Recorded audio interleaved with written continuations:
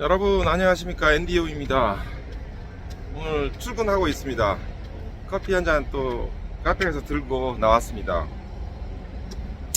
제가 채널 제목이 인생 카페잖아요. 카페에서 인생을 얘기해야 되는데 마침 이 동영상을 찍을 자리가 마땅치 않으면 어쩔 수 없이 카페에서 얘기를 못합니다. 아쉽습니다. 그래서 항상 조용하게 사람들 없고 그래야지 되는데, 지난번에 카페에 갔더니 이 가 쪽에 자리가 없어서 중앙에 좀 앉았거든요. 근데 커피 그라인더가 바로 있어서 소리가 너무 시끄럽더라고요. 그래서 오늘은 이렇게 커피를 들고 나왔습니다. 오늘 11월 21일이죠. 금요일입니다. 아침에 이제 상쾌합니다. 이제 점심 먹고 이제 일을 할 생각입니다. 지난번에 이어서 특급 호텔에서 일하면서 연애 웨딩 관련해서 계속 이어가도록 하겠습니다. 지난번 제가 마지막에 자리 세팅에 대해서 좀 말씀을 드렸는데요. 일반 외식들, 그러니까 식과 식사를 분리하는 데서는 사람들이 이렇게 자리에 앉는 거에 대해서 크게 신경을 안 씁니다. 왜냐하면 자리에 앉는 사람도 있고 잠깐 얼굴만 비쳤다가 가고, 그래서 뭐 자리 숫자도 크게 의미가 없고요. 이제 앉아 있는 사람들도 뭐 너무 없으면 그렇지만 적당히 있고 사람들이 이제 가고 그렇습니다. 지금 사진 찍는 사람들 중심으로 이제 앉아 있고요. 나머지는 사전에 이제 로비에서 예식하기 전에 신랑 신부나 뭐 혼주들 보고 얼굴만 보고 이제 내려가서 식사하고 이제 가고 그런 경우들이 많은데, 그런 거에 익숙해진 이 우리 문화에서는 이제 특급 호텔 같은 경우 자리가 다 세팅되어 있는 그런 부분에 있어서는 조금 익숙하지 않을 수도 있습니다. 그래서 예식 시간이 다가오는데 자리에는 앉지 않고 로비 쪽에 사람들이 이렇게 많이 모여 있어요. 그러면 이제 식장 안이 좀 정리가 잘 안 되겠죠. 그래서 다 그런 건 아니지만은 결혼식에 따라서 어떤 때는 정말 예식 시작 5분 전까지도 식장 안에는 한 10%밖에 자리 안 차고 다들 밖에서 서서 얘기하고 시끌벅적한, 시장처럼 시끌벅적하는 경우들도 있습니다.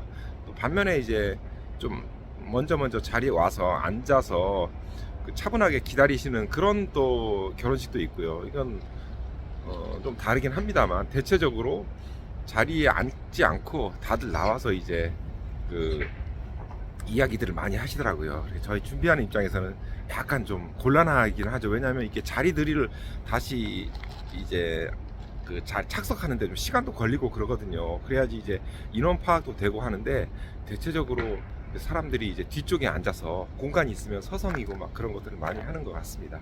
그래서 이제 최근에는 지정석 제도도 많이 좀 하고 있어요. 이제 우리나라 결혼식 하객들 참석하는 게 사실 대중이 좀 안 잡히는데, 그래도 최근에는 뭐 100명짜리 예식뿐만 아니라 300~400명 되는 예식도 전부 지정석을 해가지고 자리를 다 배치하고 이렇게 하는 경우도 좀 있는 것 같습니다. 물론 이제 한두 테이블 정도, 한 10명, 20명 정도는 이제 자유석을 해가지고 자기 예약하지 않고 오시는 분들 자리도 앉고 하는데, 점점 이런 게 조금씩 자리를 잡고 있는 것 같아요. 왜냐하면 어떤 예식의 의미를 알고 예식에 대한 사전 자기 시간을 내서 참석하는 거를 좀 명확히 하고 오는 것, 그럴 필요가 있는 것 같거든요. 예. 아무튼 왜냐하면 그게 이제 잘 안 되면 식사를 준비해야 되는데 로스가 좀 많이 생깁니다. 이제 300명짜리 개런티를 하잖아요. 왜냐면 음식을 만들어야 되지 않습니까, 사전에.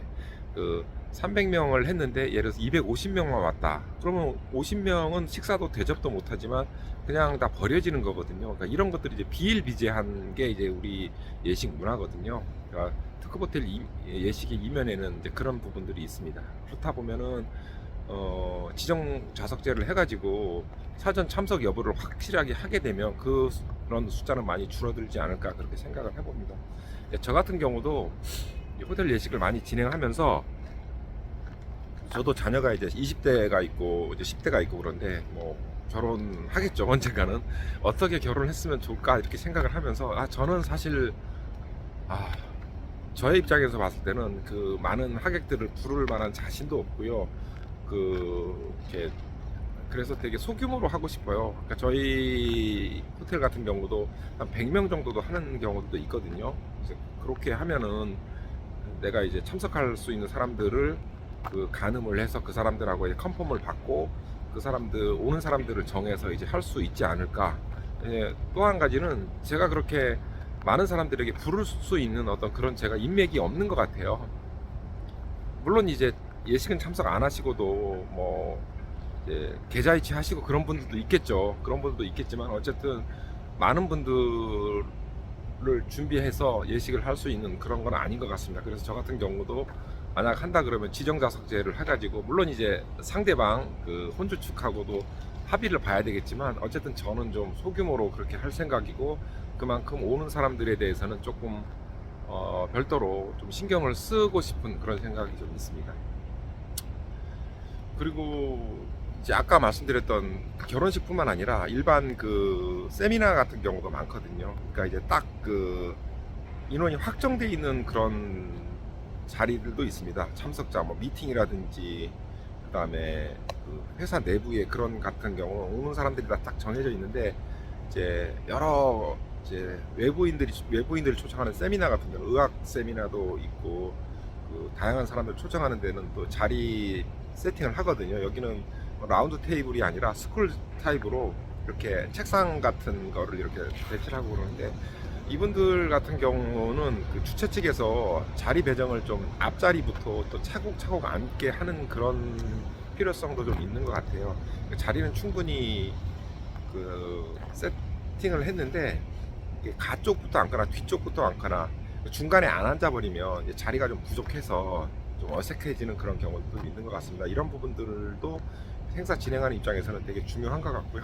저희 입장에서는 뭐 이제 앞쪽에 중간에 자리가 비어버리면 이제 뒤쪽에 오는 사람들이 중간에 들어가기가 좀 어렵잖아요. 그러면 자리 세팅을 더 해야 된다는 좀 불편함도 있지만 그것보다도 전체적으로 그 행사를 준비하는 쪽에서 봤을 때는 아무래도 앞쪽에 미리미리 그 앉아서 자리를 채워주는 게 그 진행하는 입장에서는 더 그 의도를 좀 살릴 수 있지 않을까 그렇게 생각을 해봅니다. 그래서 또 오늘은 그 결혼식이라든지 일반 행사에서 그 자리를 앉는 거, 그러니까 그런 부분들에 대해서는 좀 주최 측에서 좀 신경을 써서 그 웨딩이든 일반 행사든 그 시작할 때 그 분위기를 잘 잡고 들어갈 수 있는 그런 부분들이 좀 있어주면 좋을 것 같아요.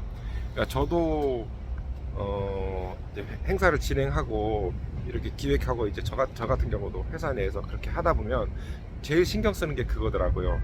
참석하는 사람들이 이렇게 시간에 제때 도착하지 않으면 시작을 하기가 좀 어렵지 않습니까? 그런 부분들을 제가 이제 하객으로 참석하는 입장에서도 될 수 있으면 이제 늦지 않게 가고 이제 그렇게 하면서 그 시간을 이렇게 확보해서 하는 게 이제 중요하겠다라는 생각을 좀 해봅니다. 왜냐면 초청해준 사람, 불러준 사람을 생각하면은 이제 그거에 대한 참석하는 사람들의 어떤 기본적인 그 마음 자세가 아닌가 생각을 해봅니다. 여러분 가을이 깊어지고 있습니다. 더 추워지기 전에 하루하루 좋은 시간 보내세요. 여러분 오늘도 화이팅!